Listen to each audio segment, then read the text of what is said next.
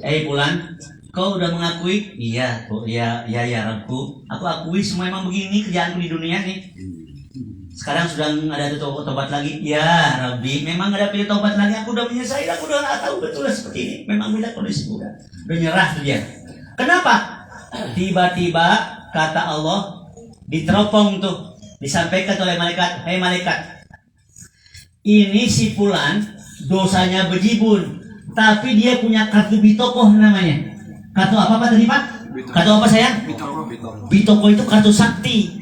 Ini orang maksiatnya banyak, tapi zikir la ilaha illallahnya juga banyak.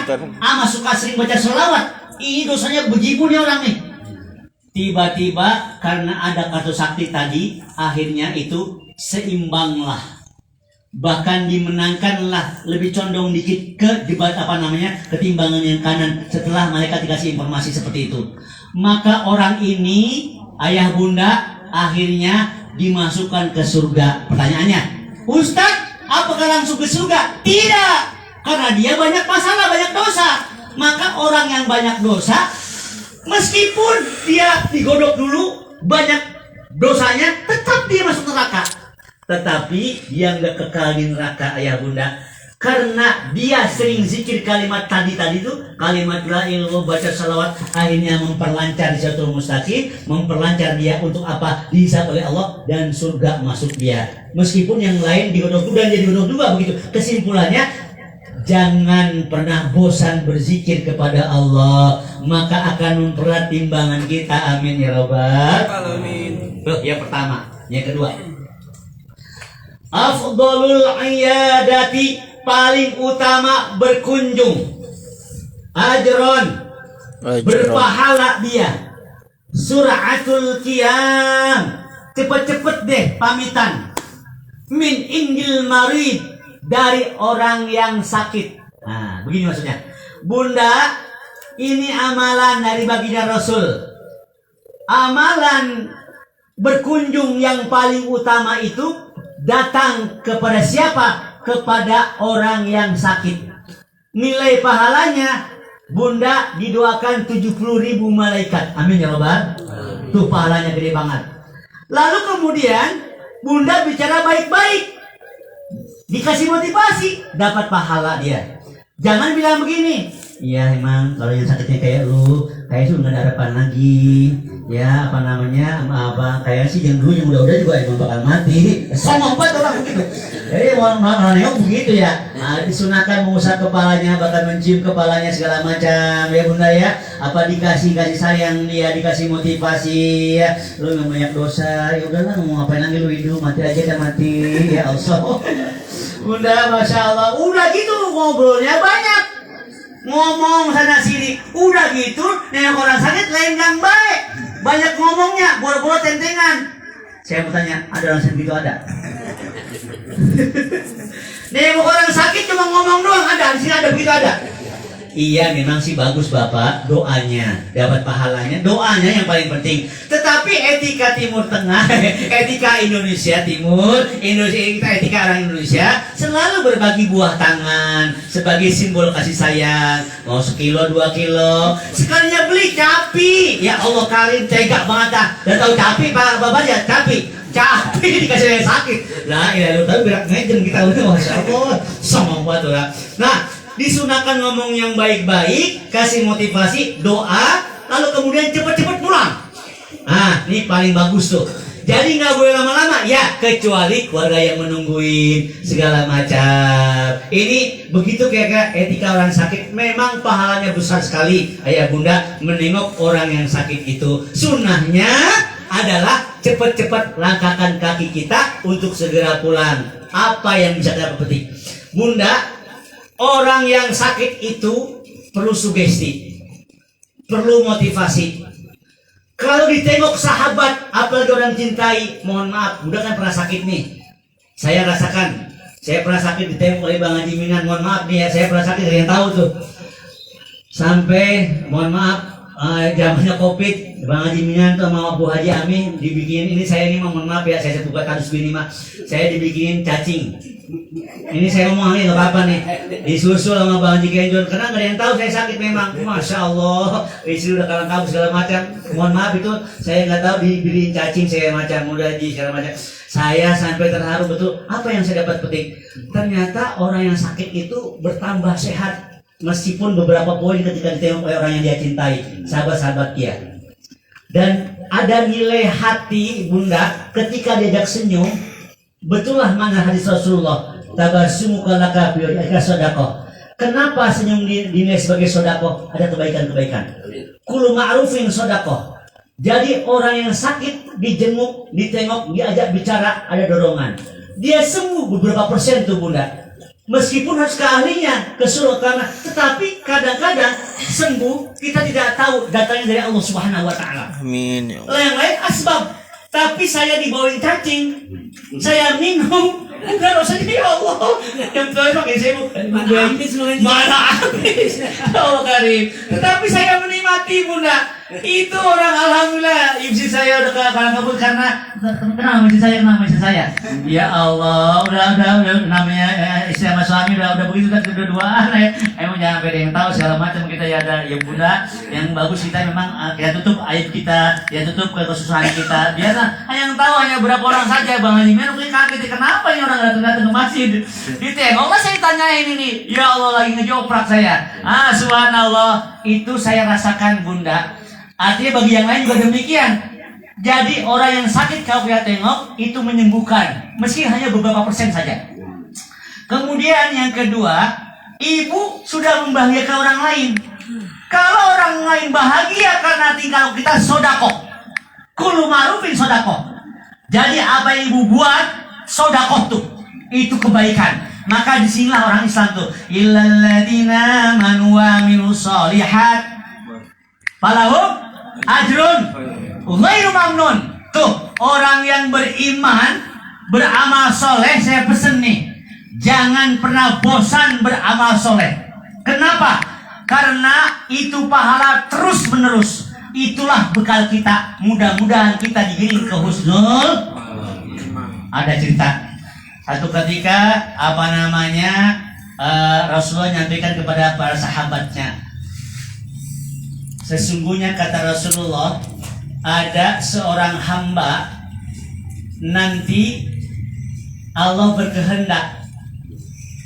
Kalau Allah berkehendak, orang ini nih meskipun begajulan. Tahu begajulan Bang Baja? Apa begajulan Bang?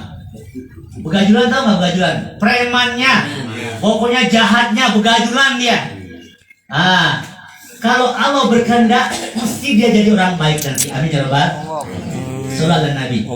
Kita pengen Allah berkehendak, kita dijadikan oleh Allah jadi orang yang baik-baik terus.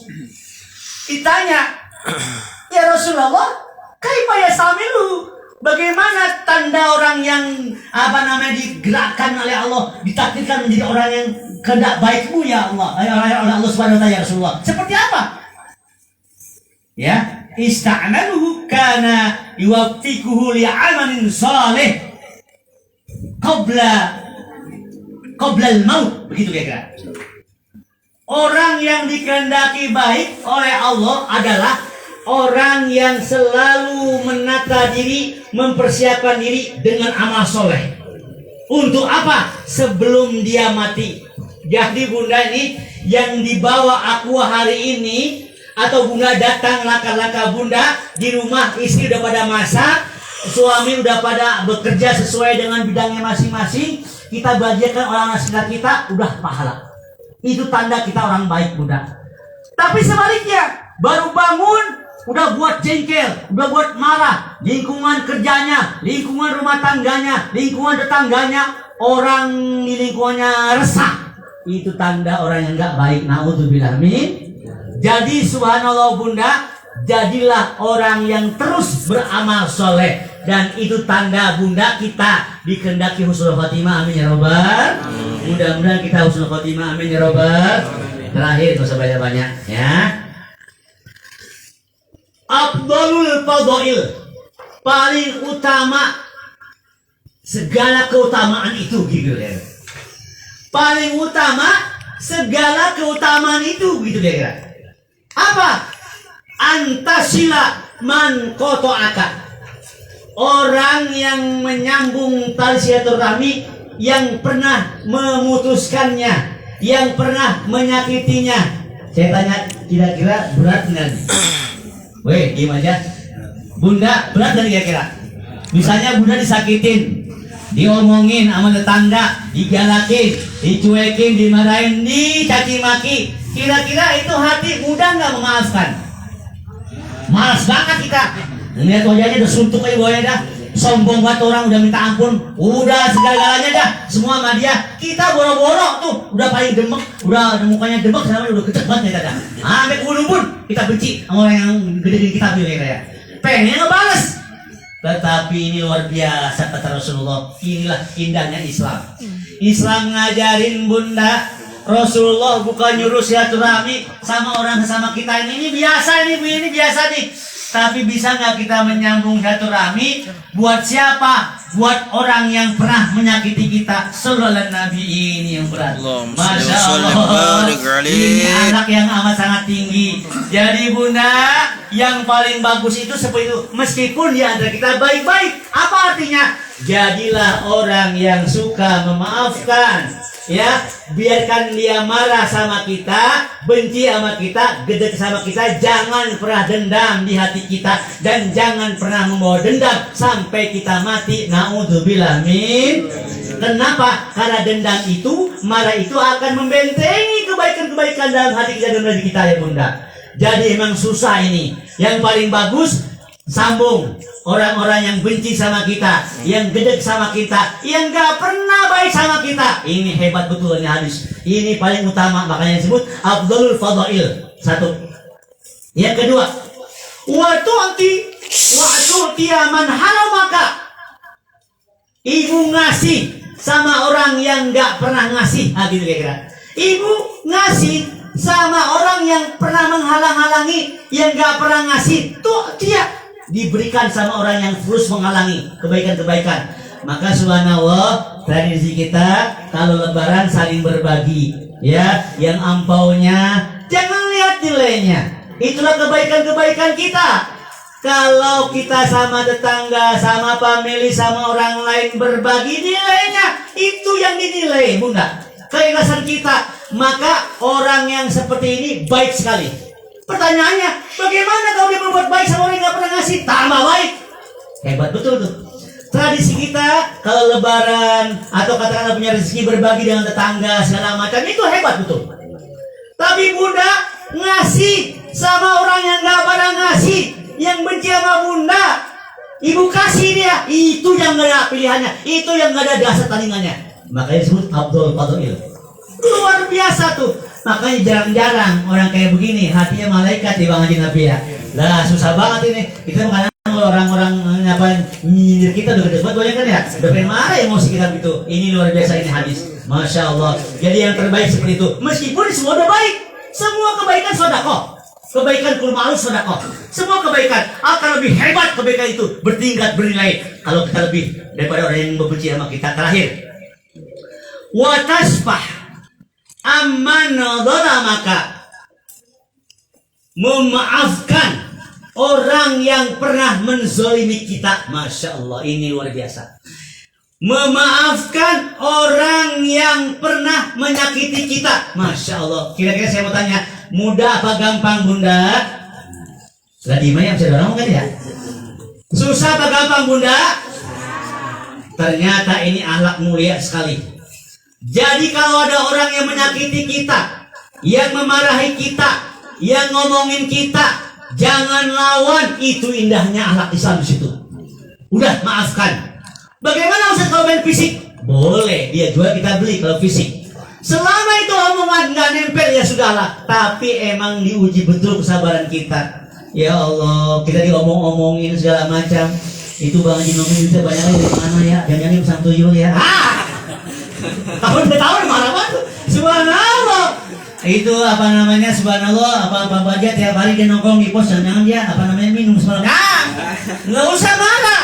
Segala macam subhanallah. Udah selama nggak nempel. Karena keagungan akhlak ini ada pada pembalasannya, ada pada balasannya. Balaslah dengan budi pekerti akhlak yang baik kepada orang-orang yang pernah menzalimi kita. Insya mudah-mudahan kita semua dalam keadaan husnul al-fatihah. الشيطان الرجيم بسم الله الرحمن الرحيم الحمد لله يا رب المغضوب عليهم ولا الضالين آمين.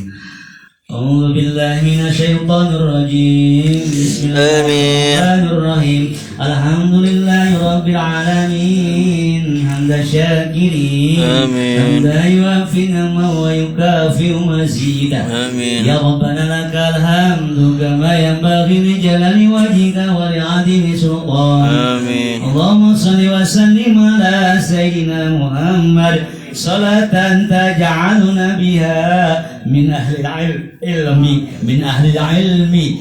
العلم ظاهرا وباطنا وتنصرنا بعبادك الصالحين في دنيانا وأخرانا وعلى آله وصحبه وبارك وسلم. اللهم أغننا بالعلم وزينا بالحلم وأكرمنا بالتقوى وجملنا بالعافية. اللهم إنا نعوذ بك من جهد البلاء وترك الشقاء وسوء القضاء وشماتة الأعداء. اللهم عافنا في بدننا اللهم عافنا في سمعنا اللهم عافنا في بصرنا. اللهم يسر لنا زيارة المكة والمدينة ببركة نبيك محمد صلى الله عليه وسلم ويسر لنا أمورنا على كل حال. اللهم اكفنا بهلالك عن حرامك وغنى بفضلك عمن سواك. ربنا اغفر لنا ولوالدينا وارحمهما كما ربيانا صغارا. ربنا آتنا في الدنيا حسنة وفي الآخرة حسنة وقنا عذاب النار. اللهم صل وسلم على سيدنا محمد صاحب النسب الشريف وعلى آله وصحبه وبارك وسلم.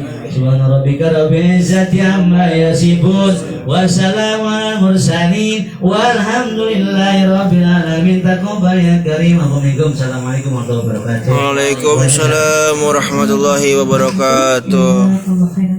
Kita sampaikan kepada guru kita yang telah memberikan mau'izatul hasanah pada pelajaran. Mudah-mudahan dapat kita amalkan dan